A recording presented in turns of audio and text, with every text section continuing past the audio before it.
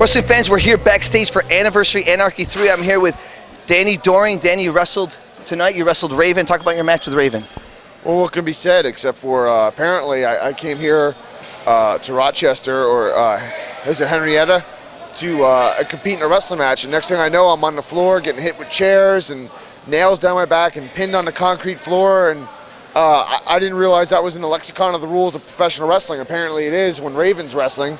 This guy apparently could just make up his own rules, and I don't really think that's fair. But you know what I mean? You know, you blink once, and next thing you know, you're even flowed. And again, I don't agree with the outcome, but I'll live with it and I'll move on. And next time I see him, I'll be a little bit more well prepared for Raven's antics. Last time you were here, I mean, you were the former NWA Upstate heavyweight champion. You weren't too happy the last time you were here. Abyss did a run-in. You were apparently hurt. You kind of went on a tirade.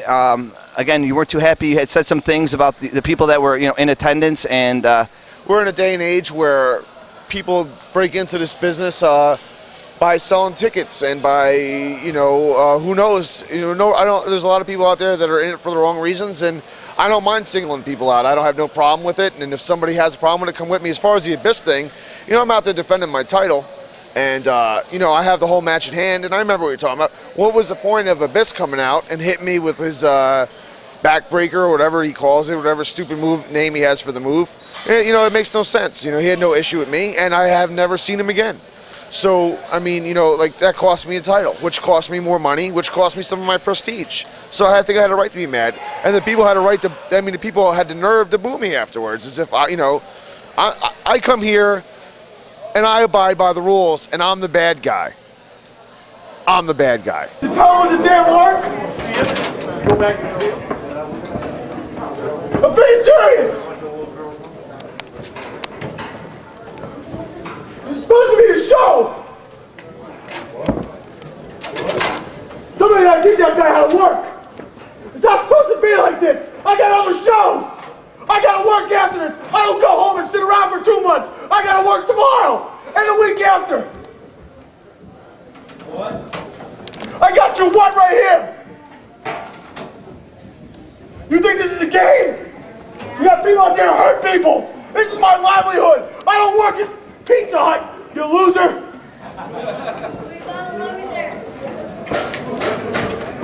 Just get away from me. You gotta stop there and watch me lay in the ring for a half hour. Real good. talk about your latest run in WWE.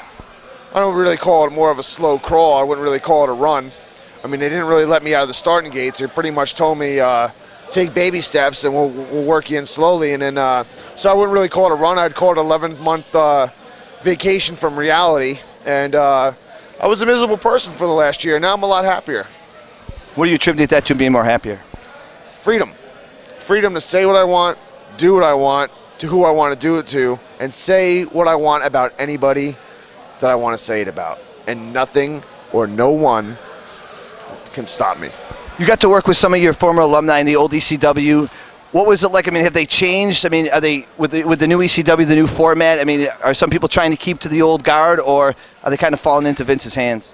Yeah, you know what? I mean, you'd be amazed on how money changes things. I mean, I don't think anybody's really following old guard status or trying to bring back the old ECW, because it's dead, and everybody realizes that.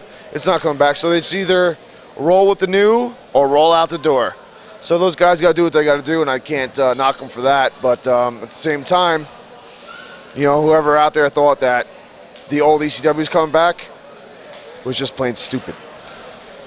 What do you think about TNA? TNA used to base their promotion on wrestling. Now they're kind of following in the footsteps of doing some gimmicks, some promotions, not much wrestling. I mean, what would you say about TNA at this point? You know what? I don't really watch much of it. I do know that there is a complete bevy, or maybe, how about this, a cornucopia of talent there that I think are just great wrestlers and have so much to offer. And I think, from what I understand, when I do turn on, it's an interview or a promo or some kind of ridiculous storyline, and I feel like a lot of guys there, their talents are, you know, being buried by bad storylines. I mean, that's how when I tune in anyway, that's what I see. And I think some of those guys, tremendous wrestlers, should be given more of a chance to show their talents. If they came knocking, would you go there? Hey, I go knock. If WWE came knocking again, I go back there. Despite how, I mean, I'm not gonna sit here and say WWE sucked or made me miserable. It made me miserable, but at the same time, it also put food on my plate and put money in the bank. So, I'm a wrestler. This is what I was trained to do. This is what I do. I'll go to TNA. I'll go to WWE. I'll go to Japan. I'll go wrestle in. You know what? I might even show up in some backyards. I might even come around the suburbs and in Rochester and Buffalo and Henrietta and just find backyarders and beat them up. I might just do that. And then pay myself. I might do it. You never know. I'll go anywhere and I'll wrestle anybody. And it doesn't matter to me who it is, if it's a backyarder, if it's Triple H, if it's Christian Cage, or if it's even, who was the, what was that thing on MTV? Even if it's X-Pac or 6-Pac or no Pac or 2-Pac or none, whatever it is, I'll wrestle anybody, anytime, any place, anywhere. That's what I do. That's what I get paid to do. I'm a kicker, and that's how I live.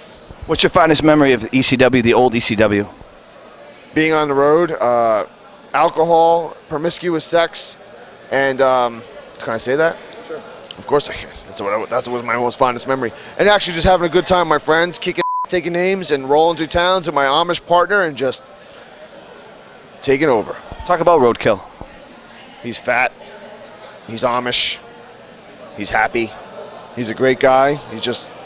His farts really smell bad, and he's a stinky fat man, and he's happy, and I miss him to death, and I wish him the best of luck wherever he is right now. I know where he is, but I mean, you know, I hope one day maybe we get to work again together, that's all. What can we expect for Danny Doring in 2007? Well, I spent the first couple months just getting fat and eating cake, so I felt pretty good. But you know, the next year, I'm just going to work. I'm pretty much booked up through the end of the year, so wherever I'm at, if I'm in upstate New York, if I'm in Maryland, if I'm in Florida, if I'm in Mexico, if I'm in Japan, if I'm in California, wherever I am, and just expect me to, just like I did tonight, break my elbow open and finish, like I broke my elbow open. I got about 8 stitches and some plastic skin or something they put on me. And but I won't stop. I just keep wrestling, kicking ass, and Raven, Abyss, or anybody else that wants to come out here and not play by the rules, I got something special for you next time.